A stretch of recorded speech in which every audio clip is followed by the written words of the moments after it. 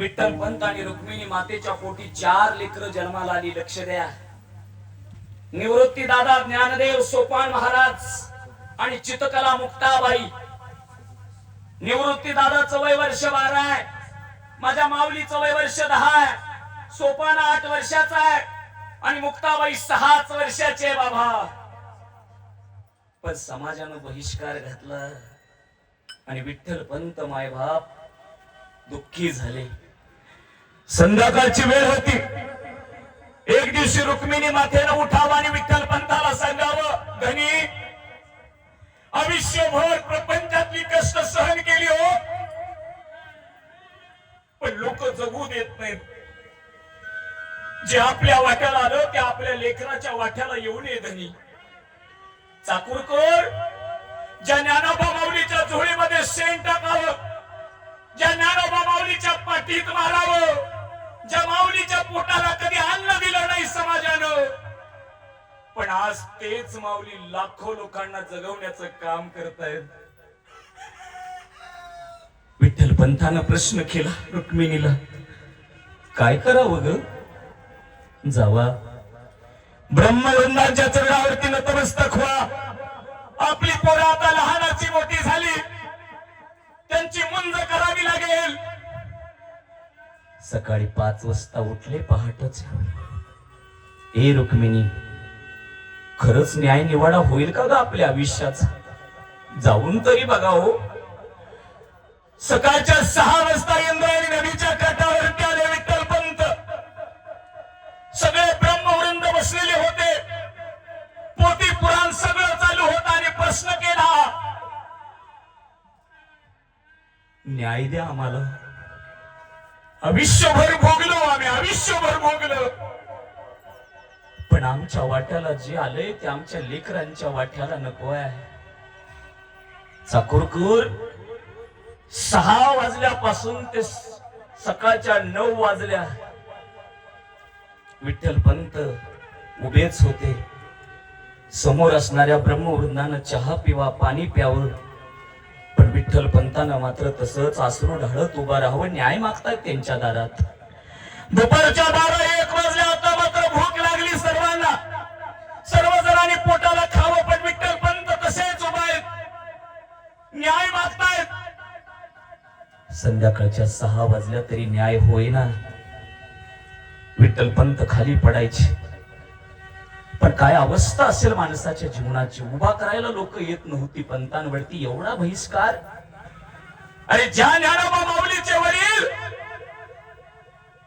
संन्यास घेण्यापूर्वी लोक त्यांच्या पाया पडायचे, पण संन्यासानंतर गृहस्थी झाल्यावरती ज्या ओठ्यावरती बसावं त्याच ओठ्यावरती उठून गेल्यावरती इंद्रायणीचं पाणी लोकांनी टाकावं. ही अवस्था माऊलीच्या बापाची आहे. रात्रीच्या 9 वाजल्या. विठ्ठल पंतानं पाहिलं आता न्याय होत नाही. शास्त्रात ते कारण कुठं सापडत नाही. शास्त्रात त्याला उत्तर कुठंच मिळत नाही. न्यायदंड कुठं सापडत नाही.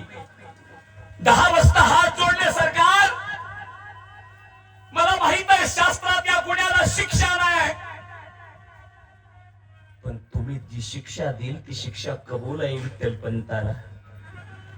रात्रीच्या 10 वाजता विठ्ठल पंतांकडे पाहिलं. पंत, जगाच्या पट्टीवरती कुणीच एवढा मोठा गुन्हा केला नसेल तेवढा मोठा गुन्हा तुम्ही केलाय. तुम्हाला एकच शिक्षा आहे, ती म्हणजे देहांत प्रायश्चित्त. देहांत प्रायश्चित्ताची शिक्षा मिळाली. 12 वाजेपर्यंत रुक्मिणी माता वाट पाहती. दरवाजेची कडी लावलेली आहे. रस्ता काढत काढत घरी गेली आणि कडी वाजवली. आपला नवरा 12 वाजता घरी आला. पहाटेच्या 6 वाजता गेलेले विठ्ठल पंत 12 वाजता घरी येत आहेत. रुक्मिणी मातेने कडी उघडली. समोर उभा राहिले विठ्ठल पंत. हातातला तांब्या पाण्याचा हातात दिला आणि प्रश्न केला, चाकूरकर, पाण्याचा थेंब नव्हता, पण तांब्या हातात दिल्यावरती रुक्मिणी माता विचारते, धनी दिला का हो न्याय? शब्द ऐकल्याने सांगितलं रुक्मिणी, न्याय केला. काय केला तर देहांत प्रायश्चित्ताचा न्याय केला. तांब्या खाली पडला, रडायला लागली दाही मोकलून. धनी असा कसा न्याय केला हो? रुक्मिणी, आपण त्यांच्या दारात गेलतो, ते आपल्या दारात आले नव्हते विचारायला. जावं लागेल, शब्द ऐकला. फक्त तुम्ही एकटाच दोषी नाही तर मी सुद्धा तुमच्या बरोबर येणार आहे. ए रुक्मिणी, अगं लोक म्हणतात बाप गेल्यावरती आईची माया लेकराच्या डोक्यावरती असावी. रुक्मिणी, 4 लेकरं या आभाळाच्या खाली आजपर्यंत लोकांनी त्रास दिला, पण आई बापानंतर या लेकरांचं काय हाल होतील कळतं का तुला? धनी, कुणाला सांगता? निवृत्ती दादा, सोपान काका, ज्ञानोबा माऊली, चितकला, मुक्ताबाई यांचे वडील तुम्ही झाले, पण 4 लेकरं या पोटात वाढवली या रुक्मिणीनं. जेवढे तुम्ही दोषी असतात समाजाच्या नजरेत, तेवढीच दोषी ही रुक्मिणी आहे. ऐका ना, कैकई मातेनं प्रभू रामचंद्राला वनवासाला पाठवलं, पण राम एकटे वनवासाला नाही गेले हो. मग रामाबरोबर सीता सुद्धाच गेली ना. तुम्ही माझे राम आहात आणि मी तुमची सीता आहे. निरोप कसला घेता, निरोप कसला घेता, जेथे राघव तेथे सीता. कसला निरोप मागायला दादारात? विठ्ठल पंताला माहित होता आता रुक्मिणी ऐकायची नाही.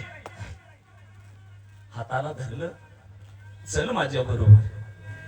पण आईचं काळीच होते चाकूरकर, जाता जात नव्हतं होते आईचं काळीच.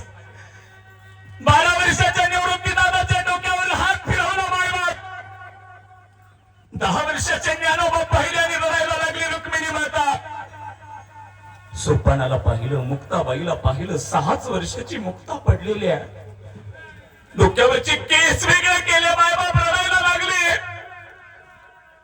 घराच्या बाहेर तुळशी पर्यंत वरत आणली रुक्मिणी मातेला विठ्ठल पंतानं. पण आई आई असते दादा. परत गेली निवृत्ती दादाला मिठी मारली. धनी, एकदा आतमध्ये या, लेकरं मोठी झाली, आता कळतं लेकरांना. पण जाता जाता निवृत्तीला सांगा आपण कुठे निघालोय. नका अख्खा आयुष्य लेकर आपल्याला शोधण्यात घालवतील. जाता जाता निवृत्तीला जाग केलं. हे निवृत्ती, समाजानं देहांत प्रायश्चित्त दिलं तुझ्या आई बापाला, निघालो आम्ही. पण माझ्या सोपानाला, माझ्या ज्ञानदेवाला, माझ्या मुक्ताबाईला सांभाळ कर रे त्यांचा. माझा सोपाना म्हणजे ब्रह्म आहे, माझा ज्ञानदेव म्हणजे विष्णूचा अवतार आहे, माझी मुक्ताबाई म्हणजे आदिमाया शक्ती आहे. कधी चुकलं तर त्यांची आई बन, कधी चुकलं तर त्यांचा बाबा बन. निघून गेले मायबाप. पहाटेच्या 3 वाजल्यापासून ते सकाळच्या 6 वाजेपर्यंत तुळशीला पाठ टेकवली निवृत्ती दादानं. आणि पहाटेच्या 6 वाजेपर्यंत रडतायत एकाच गोष्टीसाठी की आईबाप गेले म्हणून नाही, तर उठल्यावरती भावंडाला कुठल्या प्रश्नाची उत्तर द्यायची. ज्ञानोबा माऊलीला जाग आली. रोज आई उठायची, सडा झंझट काढायची, रोज बाबा उठायचे, मंत्रोपचार म्हणायचे. पण आज कोणी उठना आणि कोणी काहीच म्हणना. पण बाहेर मात्र रडणारा निवृत्ती दादा पहिल्याने रडायला लागले. ज्ञानोबा, ए निवृत्ती, ए दादा, कुठे गेले आपले आई बाबा? आई गेली बाबा गेले, आई गेली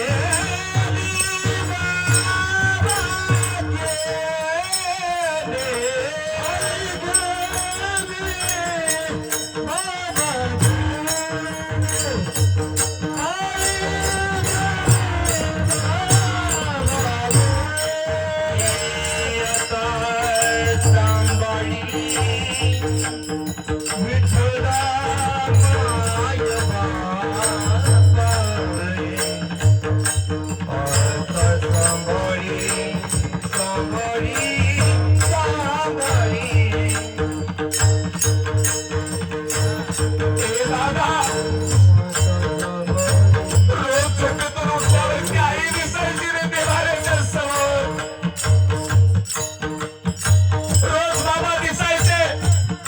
दिसल्यासारखा आवाज कर दादा.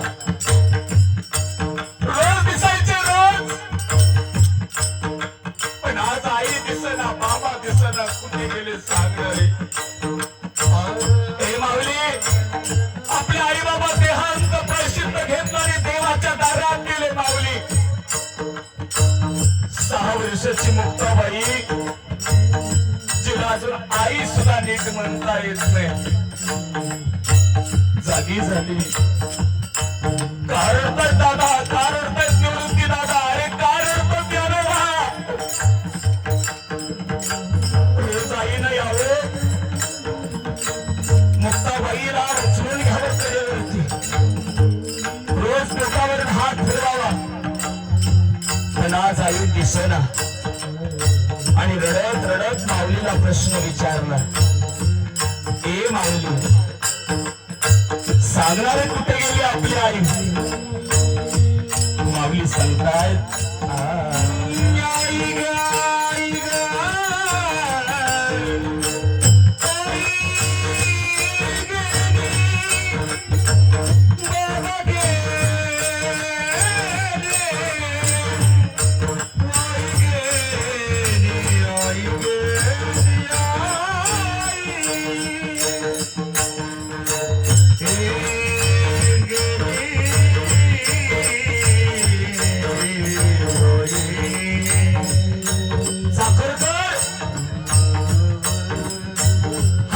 स्वतंत्र होण्यासाठी भगतसिंग राजगुरू सुखदेवानं देहाचं बलिदान दिलं आणि हा भारत देश स्वतंत्र झाला.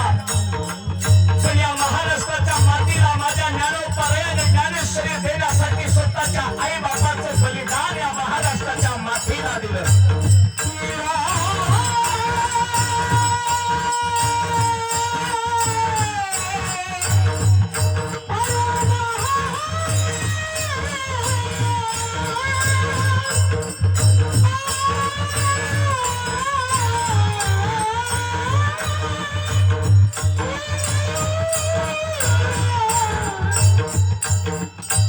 लाखो लोक चालतात आज ज्ञानोबा माऊलीवर आळंदीला.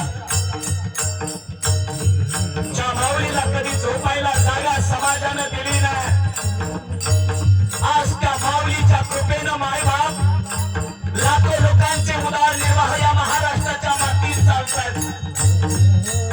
ज्या माऊलीला मायबाप त्या इंद्रायणी नदीच्या पाण्याला शिवून दिलं नाही, पण आज लाखो लोक त्या इंद्रायणी पाण्यासाठी मायबापच्या आळंदीच्या कठावरती उभे आहेत. ज्या ज्ञानोबा माऊलीला कधी बसायला जागा समाजाने दिली नाही, पण त्या ज्ञानोबा माऊलीला नेण्यासाठी आज चांदीचा 9 कोटीचा रथ या महाराष्ट्राच्या मातीचा. ही माऊलीची कृपा आहे दादा. पण आपल्या आई बाबाचं देहांत प्रायश्चित ज्ञानोबा कधी विसरले नसतील. समाजानं मायबाप देहांत